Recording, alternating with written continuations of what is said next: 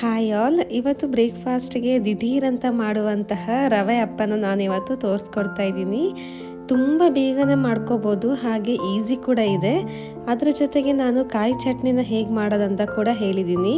ತುಂಬ ಕಮ್ಮಿ ಇಂಗ್ರೀಡಿಯೆಂಟ್ಸ್ನ ಕೂಡ ಯೂಸ್ ಮಾಡಿ ಈ ಕಾಯಿ ಚಟ್ನಿನ ಮಾಡಿದ್ದೀನಿ. ಇವಾಗ ಹೇಗೆ ಮಾಡೋದಂತ ನೋಡೋಣ.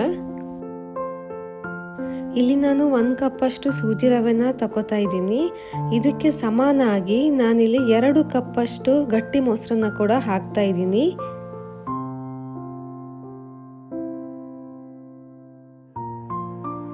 ನಂತರ ರುಚಿಗೆ ತಕ್ಕಷ್ಟು ಉಪ್ಪನ್ನ ಆ್ಯಡ್ ಮಾಡ್ತಾ ಇದ್ದೀನಿ.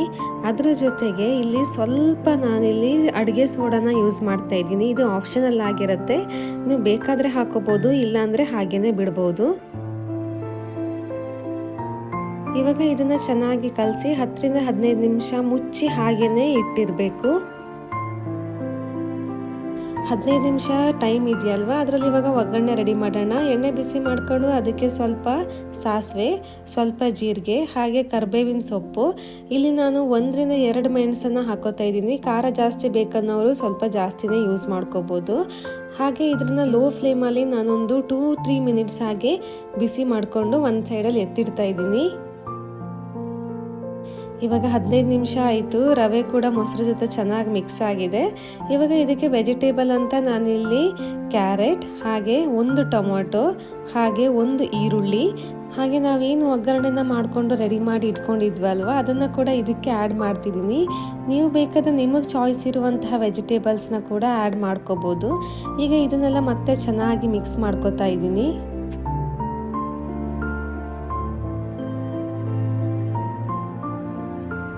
ಹಾಗೆ ಮಧ್ಯೆ ಮಧ್ಯೆ ನಾನು ನೀರು ಕೂಡ ಆ್ಯಡ್ ಮಾಡ್ಕೋತಾ ಇದ್ದೀನಿ. ಕನ್ಸಿಸ್ಟೆನ್ಸಿ ಎಷ್ಟು ಬೇಕಂತ ನೋಡಿಕೊಂಡು ನೀರನ್ನ ಆ್ಯಡ್ ಮಾಡ್ಕೊಳ್ಳಿ. ಈಗ ಸ್ವಲ್ಪ ಕೊತ್ತಂಬರಿ ಸೊಪ್ಪನ್ನು ಆ್ಯಡ್ ಮಾಡಿಕೊಂಡು ಒಂದು ಸೈಡಲ್ಲಿ ಎತ್ತಿಡ್ತಾ ಇದ್ದೀನಿ. ರವಾ ಬ್ಯಾಟರ್ ಅಂತೂ ರೆಡಿಯಾಗಿ ಹೋಯಿತು. ಇನ್ನು ನಾನು ಅಪ್ಪೆ ಮಾಡುವಂತಹ ಪಾತ್ರಕ್ಕೆ ಸ್ವಲ್ಪ ಎಣ್ಣೆನ ಕೂಡ ಹಾಕೋತಿದ್ದೀನಿ. ನೀವು ಬೇಕಾದರೆ ತುಪ್ಪನ ಕೂಡ ಯೂಸ್ ಮಾಡ್ಕೋಬೋದು. ಹಾಗೆ ಒಂದೊಂದಾಗಿ ಅರ್ಧದಲ್ಲಿ ನಾವು ಇದನ್ನು ಹಾಕೋಬೇಕು. ಏನಕ್ಕಂತ ಹೇಳಿದ್ರೆ ಕಂಪ್ಲೀಟ್ ಹಾಕೊಂಡ್ರೆ ಅದು ಉಬ್ಬೋದಿಲ್ಲ.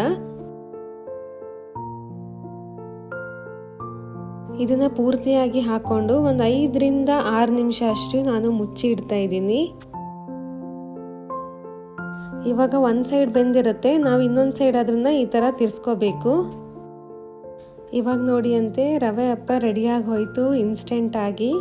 ಇನ್ನು ಇದ್ರ ಜೊತೆ ಕಾಯಿ ಚಟ್ನಿನ ಕೂಡ ಮಾಡ್ಕೊಂಡಿದ್ದೆ. ಇದಕ್ಕೆ 1 ರಿಂದ 2 ಕಪ್ಪಷ್ಟು ಕಾಯಿ ತುರಿನ ನಾನು ಹಾಕಿದ್ದೀನಿ, 2 ಹಸಿಮೆಣಸನ್ನು ಹಾಕಿದ್ದೀನಿ, ಹಾಗೆ ಸ್ವಲ್ಪ ಶುಂಠಿ, ಹಾಗೆ ಅರ್ಧದಷ್ಟು ನಾನಿಲ್ಲಿ ಈರುಳ್ಳಿನ ಹಾಕ್ತಾ ಇದ್ದೀನಿ. ನೀವು ಹಸಿಮೆಣಸು ಈರುಳ್ಳಿ ನಿಮ್ಗೆ ರುಚಿಗೆ ತಕ್ಕಷ್ಟು ಸ್ವಲ್ಪ ಜಾಸ್ತಿ ಕೂಡ ಹಾಕೋಬೋದು. ಹಾಗೆ ಸ್ವಲ್ಪ ನೀರು ಆ್ಯಡ್ ಮಾಡಿ ಸ್ವಲ್ಪ ರುಚಿಗೆ ತಕ್ಕಷ್ಟು ಉಪ್ಪನ್ನು ಆ್ಯಡ್ ಮಾಡಿಕೊಂಡ್ರೆ ಚಟ್ನಿ ಅಂತೂ ರೆಡಿಯಾಗಿ ಹೋಯಿತು. ಇದನ್ನು ಕಾಯಿ ಚಟ್ನಿ ಜೊತೆ ತಿಂತಾ ಇದ್ರಂತೂ ಟೇಸ್ಟ್ ಅಂತೂ ಹೇಳೋದೇ ಬೇಡ, ಅಷ್ಟು ಚೆನ್ನಾಗಿತ್ತು. ತುಂಬಾ ಈಸಿಯಾಗಿ ತಟ್ ಅಂತ ಕೂಡ ಮಾಡ್ಬೋದು. ಯಾರೇ ಗೆಸ್ಟ್ ಬರಲಿ ನೆನೆಸಿಡ್ಬೇಕಂತನೂ ಇಲ್ಲ, ಗ್ರೈಂಡ್ ಮಾಡಬೇಕಂತನೂ ಇಲ್ಲ. ಈ ಅಪ್ಪೆ ಅಷ್ಟು ಈಸಿಯಾಗಿ ರೆಡಿಯಾಗಿ ಹೋಗುತ್ತೆ. ಒಂದು ಸಾರಿ ಮಾಡ್ಕೊಳ್ಳಿ. ವಿಡಿಯೋ ಇಷ್ಟ ಆದರೆ ಖಂಡಿತವಾಗಿಯೂ ಲೈಕ್, ಶೇರ್, ಸಬ್ಸ್ಕ್ರೈಬ್ ಮಾಡಿ. ನನ್ನ ಎಲ್ಲ ವಿಡಿಯೋನೂ ವಾಚ್ ಮಾಡಿ ಸಪೋರ್ಟ್ ಮಾಡಿ ಅಂತ ಕೇಳ್ತಾ ಇದ್ದೀನಿ. Thank you all.